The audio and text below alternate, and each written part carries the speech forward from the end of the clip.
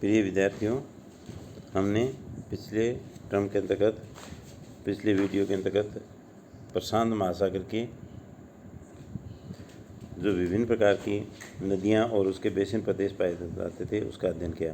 उसके बाद में नेक्स्ट आता है हिंद महासागरीय अपवाद तंत्र। हिंद महासागरीय अपवाद तंत्र का विस्तार हिमालय पर्वत के दक्षिणी जो क्षेत्र पाए जाते हैं, प्रायद्वीपीय पठारी जो प्रदेश पाए जाते हैं, उसके अंतर्गत वो पश्चिम में केथर, हिंदुकुश, सुलेमान जो पर्वतमालाएँ पाई जाती हैं, उन क्षेत्रों से लेकर के सुदूर पूर्व में अराकान योमा और के प्रदेशों तक या म्यांमार तक इसका विस्तार पाया जाता है। ये मुख्य रूप से मानसूनी जलवायु प्रदेश के अंतर्गत इसका विस्तार होने के कारण मानसून काल के अंतर्गत नदियों में जल की मात्रा होती है अत्यधिक मात्रा में पाई जाती हैं। पश्चिम में ये प्रदेश है दजला फरात के क्षेत्रों से पूर्व में प्रारंभ होकर के मलेशिया तक इसका विस्तार पाया जाता है।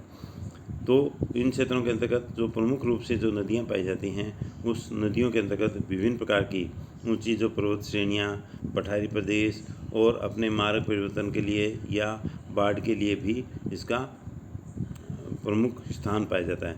इस प्रवाह प्रणाली के अंतर्गत इस हिमालय पर्वतीय प्रदेशों से पहले की जो नदियां पाई जाती हैं उनके भी पूर्वानुक्त प्रवाह प्रणालियां हैं यहाँ पर पाई जाती हैं और वो काफ़ी पुरानी प्रवाह प्रणालियाँ हैं, जैसे ब्रह्मपुत्र नदी पाई जाती है या सिंधु नदी पाई जाती है।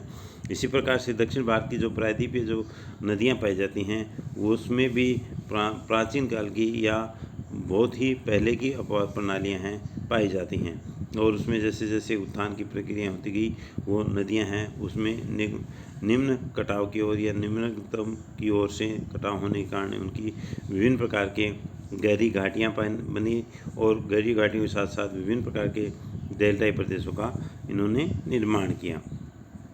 इस हिंद महासागरीय प्रदेश की जो नदियाँ पाई जाती हैं, इस प्रदेशों के अंतर्गत सरिता अपहरण या नदी के अपहरण के अत्यधिक मामले पाए जाते हैं। हिमालय पर्वतीय जो प्रदेश पाए जाते हैं उसके अंतर्गत इस प्रकार की सरिता अपहरण की घटनाएं भी पाई जाती हैं। दक्षिण भारत के जो पठारी प्रदेश के अंतर्गत भी ये नदियाँ हैं प्रवाहित होती हैं। ये भी अपने बाढ़ एवं मार्ग परिवर्तन के लिए प्रमुख रूप से इनका महत्वपूर्ण स्थान पाया जाता है। जैसे ब्रह्मपुत्र नदी पाई जाती है, सिंधु नदी पाई जाती है, गंगा और उसकी जो सहायक नदियां जो पाई जाती हैं उसका द्वारा गंगा, यमुना, गोमती, गंडक, घाघरा, कोशी, ये जो नदियां पाई जाती हैं इसमें अत्यधिक मात्रा में बाढ़ होता है, बाढ़ग्रस्त मैदानी प्रदेशों में, और नदियाँ होती हैं अपने मार्ग परिवर्तन के लिए प्रसिद्ध पाई जाती हैं। इसमें वर्षा का जल और बहुत अधिक मात्रा में होता है और शीतकाल के अंतर्गत और ग्रीष्मकाल के अंतर्गत बर्फ़ के पिघलने से भी ये नदियां हैं नित्यवाही के रूप में पाई जाती हैं। इस प्रदेशों की प्रमुख नदियों में पहले ही आती है दजला और फरात। ये उत्तर के जो प्रदेश पाए जाते हैं उन प्रदेशों से अनातोलिया के जो पठारी प्रदेश पाए जाते हैं और ईरान का जो पठारी प्रदेश पाए जाते हैं उन प्रदेशों से ये नदियाँ जैग्रोस पर्वतमाला के जो क्षेत्र पाए जाते हैं उन क्षेत्रों से उद्गमित होती हैं और ये पश्चिम के जो अरब का जो मरुस्थलीय प्रदेश पाया जाता है, इराक और ईरान के जो मरुस्थलीय प्रदेश पाए जाते हैं उन क्षेत्रों के अंतर्गत प्रवाहित होती हैं। इसमें प्राचीन काल की सभ्यताओं के क्षेत्र भी पाए जाते हैं और अत्यधिक मात्रा में ये नित्यवाही नदी होने के कारण नित्यवाही नदी होने के कारण ये अत्यधिक मात्रा में उपजाऊ मैदानी प्रदेशों का निर्माण भी करती है और ये जो नदियाँ पाई जाती हैं, दजला और फरात नदियाँ पाई जाती हैं, ये अत्यधिक मात्रा में जल की आपूर्ति या पेयजल की आपूर्ति के लिए भी इस नदियों का महत्वपूर्ण स्थान पाया जाता है। इसके बाद में तीसरा जो बड़ा तंत्र आता है सिंधु नदी का। सिंधु नदी है, ये भी कैलाश मानसरोवर की जो पहाड़ियाँ पाई जाती हैं उन क्षेत्रों से उद्गमित होकर के ये हिमालय पर्वत के उत्तरी क्षेत्रों में प्रवाहित होती हुई फिर उसको काट करके फिर दक्षिण की ओर प्रवाहित होती है। इस सिंधु नदी के द्वारा भी पंजाब के जो प्रदेश पाए जाते हैं उसमें पंजाब के जो मैदानी प्रदेशों के, डेल्टाई प्रदेशों के और उपजाऊ मैदानी प्रदेशों का निर्माण है इन नदियों के और इसकी सहायक नदियों के द्वारा किया जाता है। पंजाब प्रदेश में जैसे सतलुज, रावी, चिनाब, झेलम जो नदियाँ पाई जाती हैं वो इस प्रदेश में सहायक नदियों के मैदानी प्रदेश और डेल्टाई प्रदेश और दोआब मैदानी प्रदेशों का निर्माण करती हैं। इसके बाद में नेक्स्ट आता है गंगा और उसकी सहायक नदियाँ। गंगा और उसकी जो सहायक नदियाँ पाई जाती हैं ये उत्तर के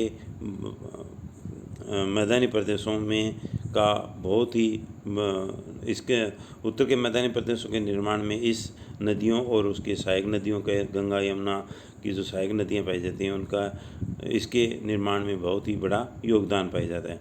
ये हिमालय पर्वतीय प्रदेश तथा प्रायद्वीप के पठारी प्रदेशों से अपने साथ विभिन्न प्रकार की मिट्टियाँ लाती हैं और बाढ़ के समय में या वर्षा के समय में ये अत्यधिक मात्रा में अपने साथ लाए हुए जल को मैदानी प्रदेशों में छोड़ देती हैं, तो बाढ़ की जो स्थिति होती है बन जाती हैं और कुछ नदियाँ होती हैं अपना मार्ग भी बदल देती हैं।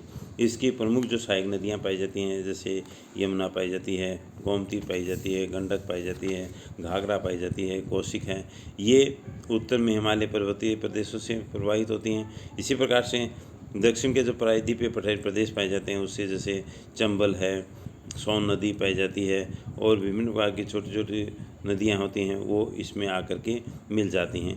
तो प्रायद्वीपीय पठारी प्रदेशों से जो जल होता है वो भी इसके अंतर्गत आकर के विलीन हो जाता है।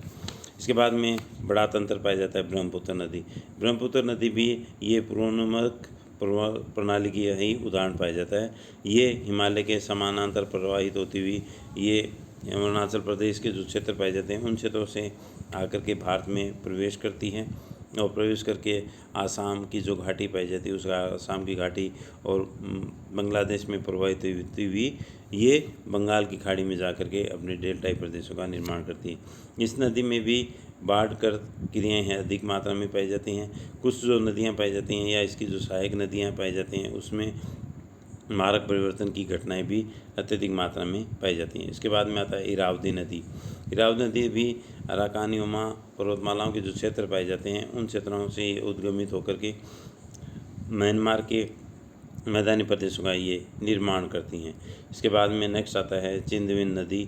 ये चिंदविन नदी भी अराकानीयुमा के जो क्षेत्र पाए जाते हैं उन क्षेत्रों से उद्गमित होती हुई और इरावदी नदी के पूर्वी क्षेत्रों से प्रवाहित होकर के इरावदी में और जा कर के ये हिंद महासागर में विलीन हो जाती है।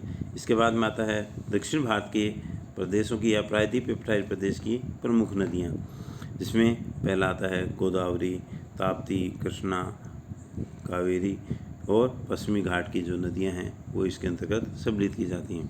तो नर्मदा और ताप्ती जो नदियाँ पाई जाती हैं वो सतपुड़ा और विंध्याचल की जो पहाड़ियाँ पाई जाती हैं उसमें एक रिफ्ट घाटी के रूप में प्रवाहित होती हैं और ये जाकर के खंबात के उसमें बंगाल के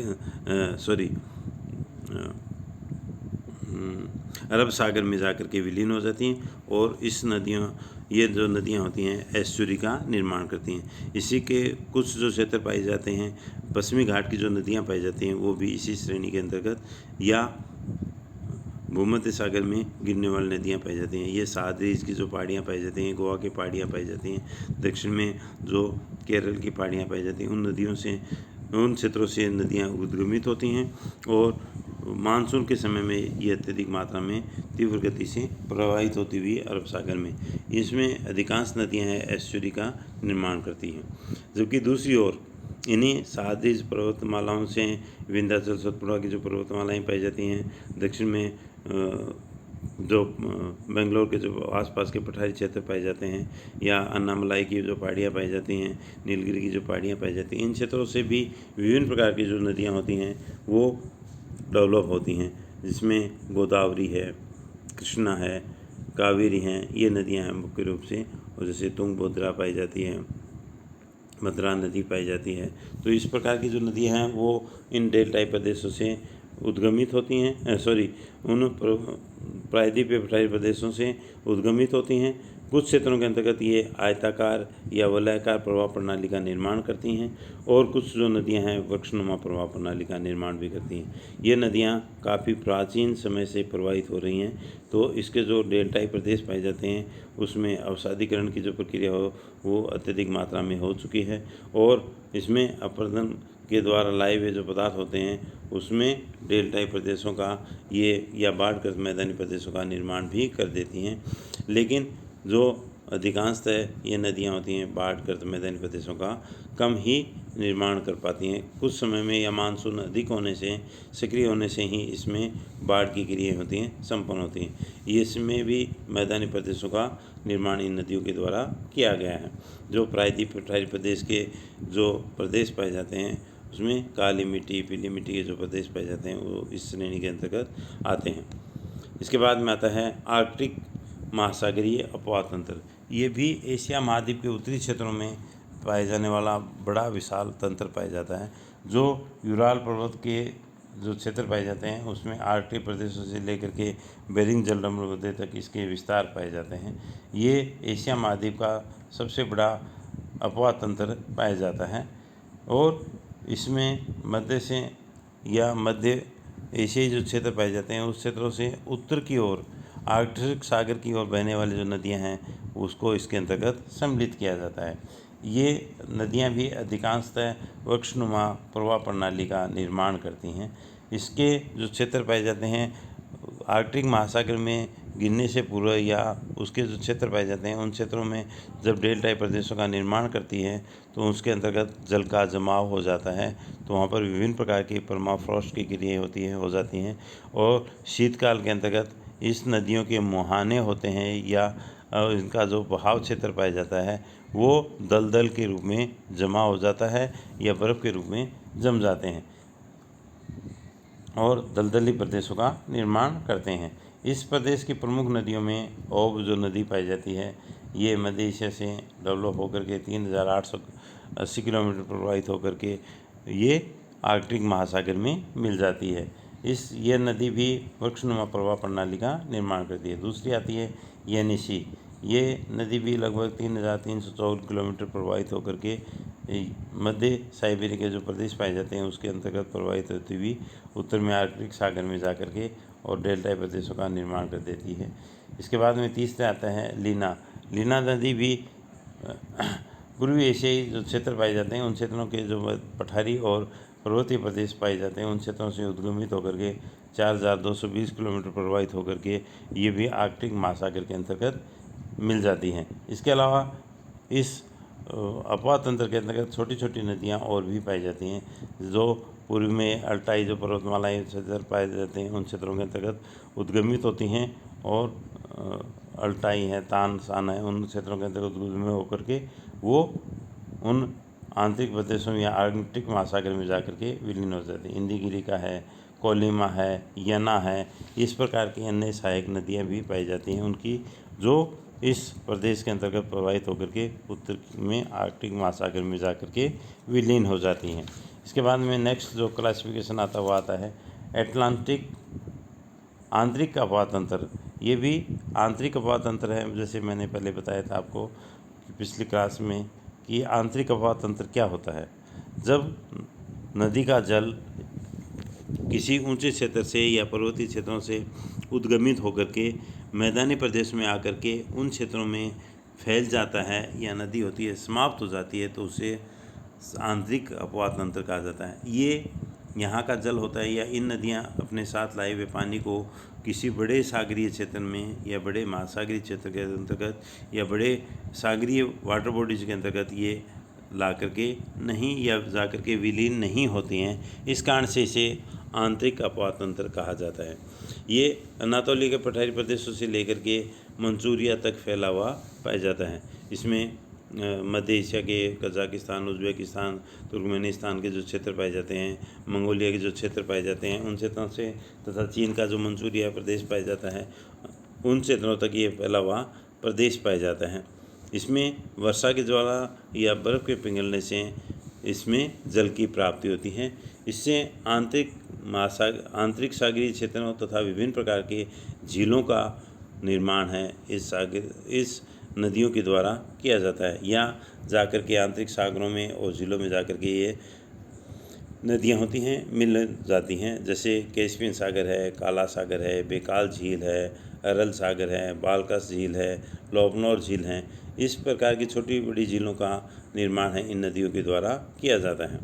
इस प्रदेश की या आंतरिक प्रदेश की जो प्रमुख नदियाँ पाई जाती हैं जो पामीर के पठारी के जो क्षेत्र उत्तरी क्षेत्र पाए जाते हैं, उन क्षेत्रों के अंतर्गत आमू दरिया और सर दरिया जो प्रमुख नदियाँ पाई जाती हैं, जो उद्गमित होकर के या मध्य एशिया के तो पामीर का पठारी प्रदेश पाए जाते हैं, और जो पर्वत श्रृंखलाएँ पाई जाती हैं उनसे बर्फ़ पिघलने से तथा वर्षा की क्रिया संपन्न होने से ये प्रवाहित होकर के अरब सागर में जा कर के मिल जाती हैं। तो इनको आमू दरिया और सर दरिया के नाम से पुकारा जाता है। इसके बाद में इली नदी पाई जाती है, चू नदी पाई जाती है, तारीम नदी पाई जाती है, खोतान नदी पाई जाती है।